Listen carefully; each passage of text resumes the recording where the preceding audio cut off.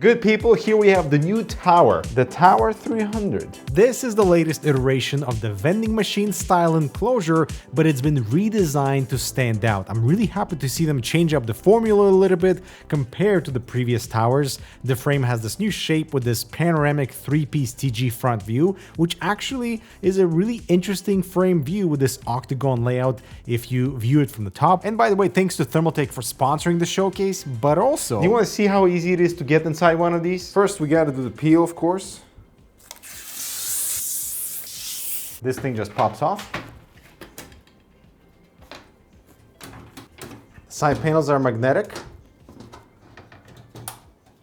The rear panel is the same, little notch, magnetic, just pops out.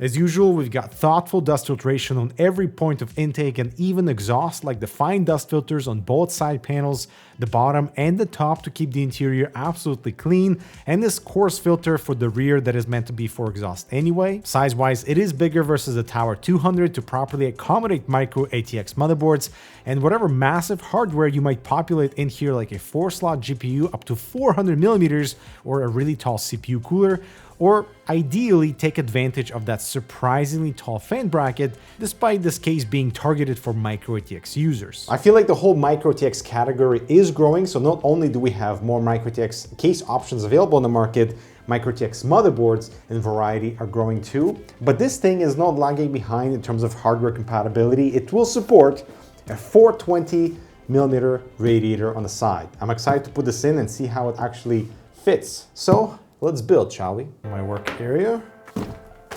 How does this motherboard not have Wi-Fi? I will never understand. I'm loving the peel.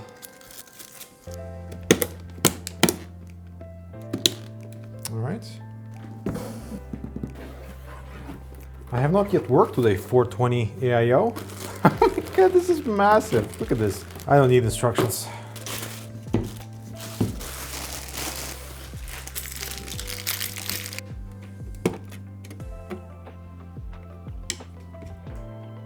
All right, fans are next. All right, time to install everything into the case. And look at that, you don't even need the I/O shield. All this is open. I actually like this because you can access the I/O from the main chamber and not just relying on things from the back or the top. Let's pre-remove the PCIe covers. All right, time for the 420 bracket on the side. Super easy installation. I'm gonna pre-route all the fans first. Okay, that's in, and the bracket is just secured with 2 screws. Nice. All right, time for the pump to mate with the CPU. Man, I wish there was a cleaner way to route this USB cable. I mean, it's black, it'll blend in, but I'm just not a huge fan of it sticking out here. All right, time for the power supply. It's on the bracket and just slides from the back. Accessing the power supply is a little tricky with this enclosure, so you kind of have to work backwards when it comes to cable management. So plugging everything into the power supply before you put the power supply back in the case. Bye-bye. And now for the main event, the GPU. This chamber is absolutely massive, so I don't expect any issues with my largest graphics card on hand. This is 4 slots, 4080 Aero. Boom. And that, my friends, is a system complete. You just have to figure out how to bend this cable nicely. I would say the curvature of this cable is perfectly fine. Let's power this on, see if it actually boots. Now I gotta be honest, the system looks good and it sounds good, just like today's video sponsor. Good people, you know Antlion for their incredible microphones and versatility of the Mod Mic series. And now you can explore a whole new world of IMs with their new Kimura lineup with a proper low profile, sounding excellent microphone. They work with almost any mATX and 2-pin connectors, so you can utilize the microphone on your favorite IEM, but the pre-built combos of the Solo and Duo are a great introduction to detailed audio and sweet soundstage plus this clear microphone. These are still in my audio rotation when I don't want headphone hair or a giant mic in my face, so check them out below.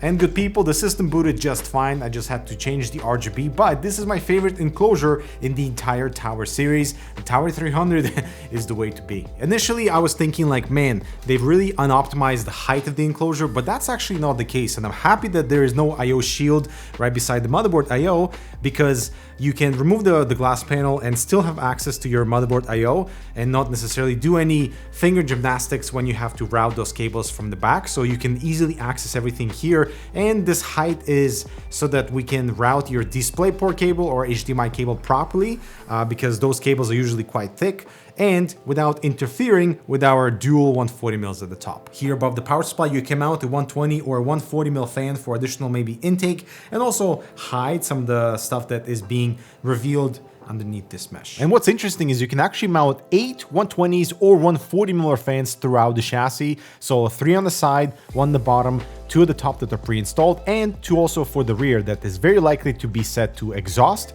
just to help with additional airflow. Also interesting is the scale aspect of the Tower 300 being a micro-TX enclosure, being so tall, but next to a 32-inch gaming monitor, they feel nicely balanced. Also interesting is that you can lay the case horizontally if that's your thing, but it is an optional extra. Comes with a plastic piece that makes the case symmetrical on both left and right sides, and these legs that elevate and angle the case towards you. It is kind of strange looking because of the size, so I prefer the traditional vertical stock orientation, but it's cool that this is an option. I'm honestly also quite impressed with the fitment of the GPU.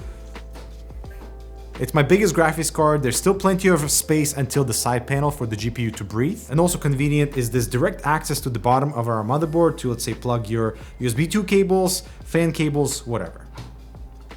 Bye-bye. It is actually very impressive how a 420 radiator fits in here, and that utilizes the entire height of the enclosure, which is awesome. So definitely recommend going for 360 and above to make sure that you properly utilize the space inside. Of course, the case does support the optional LCD screen kit. That is a really cool way to showcase some information there of your hardware, and pretty much like a staple for a Thermaltake Tower enclosure. Also, the I/O is pretty decent with dual USB-A's and the USB-C Gen 2. They are a little close together, so keep that in mind. Also, it's really awesome to see them experiment with different color variations aside from the traditional black and white. The turquoise is awesome, the bumblebee is very beautiful and bright.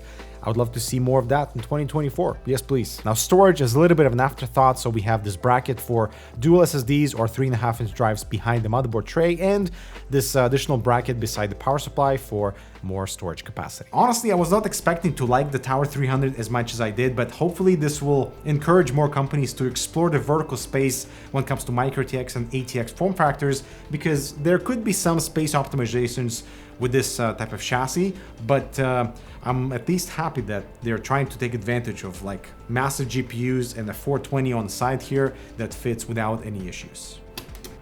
And I absolutely love the whole toolless approach. I mean, the whole thing is so unconventional, but cool at the same time. I'm happy they're taking advantage of that vertical real estate for the GPU chamber and for the CPU cooling capabilities, while still allocating 2 140s at the top for that exhaust. The horizontal placement to me is kind of weird. I prefer it to be vertical, even from a showcase presentation point of view. But I would say Thermaltake is at a good start at 2024. Excited to see more. Let me know what you guys think of the Tower 300 in the comments. And thanks to Thermaltake for sending us out for a CES preview. Hope you're all doing well. I'll talk to you in the next video.